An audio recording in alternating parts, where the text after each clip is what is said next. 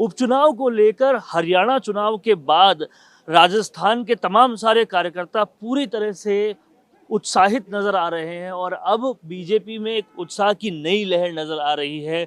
झुंझुनू समेत बाकी 6 जगहों पर भी जहां उपचुनाव है, एक नई तैयारी के साथ पूरी बीजेपी की टीम नजर आ रही है। किस तरह से तैयारी है, कैसे कांग्रेस को पछाड़ेंगे, सब मुद्दों पर बात करते हैं।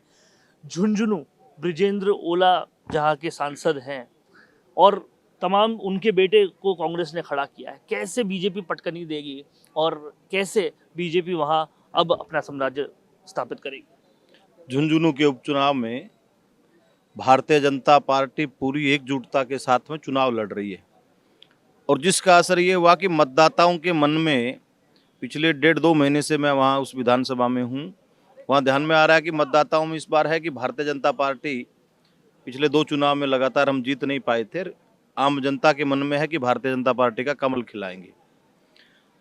ओला परिवार की तीसरी पीढ़ी है, इस तीसरी पीढ़ी के कारण से उसको स्वीकार्यता जनता में नहीं है और भारतीय जनता पार्टी की पूरी टीम एकजुट होकर के वहाँ चुनाव लड़ रही है।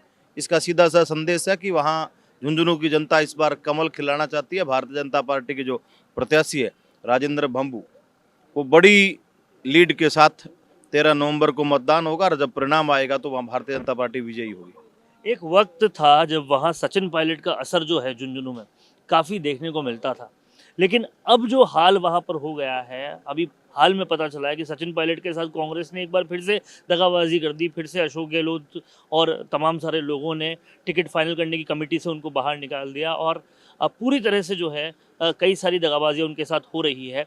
तो ऐसे में क्या सचिन पायलट का असर कमजोर होते हुए नजर आएगा और भाजपा को फायदा मिलेगा? देखिए, वैसे तो ये इनका जो सरकार थी कांग्रेस की, तब से ही जनता को तो पता है, हो सकता है आपको नहीं पता होगा। और मैं तो सोचता हूँ कि एक डायनेमिक आदमी जो गहलोत जी को कोई पसंद नहीं होगा, खैर ये उनकी अंदरूनी बात है, हम इसमें ज़्यादा कमेंट नहीं कर सकते। लेकिन मैं तो ये कह सकता हूँ जिस प्रकार से है अभी हमारे जो 7 चुनाव है और उसमें हम झुंझुनू चुनाव की बात करें तो वहाँ पर लोगों का बहुत अच्छा जुड़ाव है और लोग भारतीय जनता पार्टी को अब की बार ये चुनाव जीताना चाहते हैं। और इसका कारण ये भी हो सकता है कि हम भारतीय जनता पार्टी के साथ में भागीदार बने, जिससे हम सरकार के साथ में रहें। यमुना जल का जो समझौता हुआ था और हरियाणा में वहाँ पर कांग्रेस ने बाकायदे उसमें अपने घोषणा पत्र में ये जारी किया था कि हम यदि हमारी सरकार बनती है तो हम राजस्थान को पानी नहीं देंगे। और इतनी बड़ी, मैं सोचता हूँ कि ये इतनी बड़ी घिनौनी बात क्या हो सकती है कि जब सरकार बनती है तो हम राजस्थान को पानी नहीं देंगे। हमारा शेखावटी बेल्ट जिसमें सीकर और चूरू और झुंझुनू जो ये 3 जिले हैं, विशेषकर इसमें यमुना का पानी आना चाहिए। तो मैं तो ये कहता हूँ कि हमारी ये सीट जीने के बाद में, वैसे भी हमारे माननीय मुख्यमंत्री जी ने अभी घोषणा वहाँ पर की है, पहले भी हमें बजट भी दे दिया और यमुना जल का पानी मिल जाएगा तो इस क्षेत्र का कायाकल्प हो जाएगा। कहीं ना कहीं हरियाणा चुनाव के बाद में कितना उत्साहित कार्यकर्ता है और अब कितना लग रहा है कि उपचुनाव की पूरी बागदौड़ जो है वो कार्यकर्ता संभाल लेगा और भाजपा की जीत के कितने आसार हैं?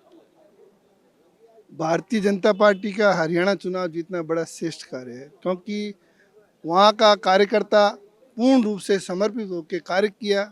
माननीय मोदी जी की नीतियों ने काम किया और वहाँ के मुख्यमंत्री जी ने जो विकास कार्य किया, उस वजह से वहाँ हरियाणा हम चुनाव जीते हैं।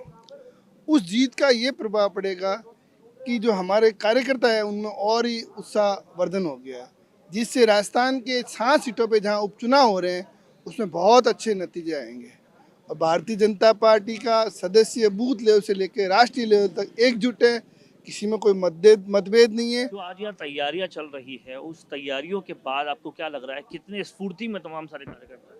पूरी स्फूर्ति से भरे हुए हैं, पूरे जोश से भरे हुए हैं और हमारे मुख्यमंत्री राजस्थान के भजन लाल जी ने इतना उत्साह डाल दिया है और खुद दिन रात लगे हुए हैं। पूरी टीम लगी हुई है, बीजेपी की कोर कमेटी लगी हुई है और देखना आप बहुत अच्छे से अच्छे नतीजे आएंगे और कमल का फूल फिर खिलेगा 7वां विधानसभा में और राजस्थान का 7 फूल खिला के माननीय मोदी जी को समर्पित किए जाएंगे। तो ये थे बीजेपी के तमाम सारे कार्यकर्ता जिनका कहना है कि हरियाणा चुनाव के बाद नई स्फूर्ति आई है और उसी के साथ साथ अब पूरी तरह से कांग्रेस समेत दूसरी पार्टियों को पछाड़ने की तैयारी है। उपचुनाव की 7 सीटों को लाने की बारी है। कैमरा पर्सन करण के साथ वरुण बंसाली, संवाद के लिए।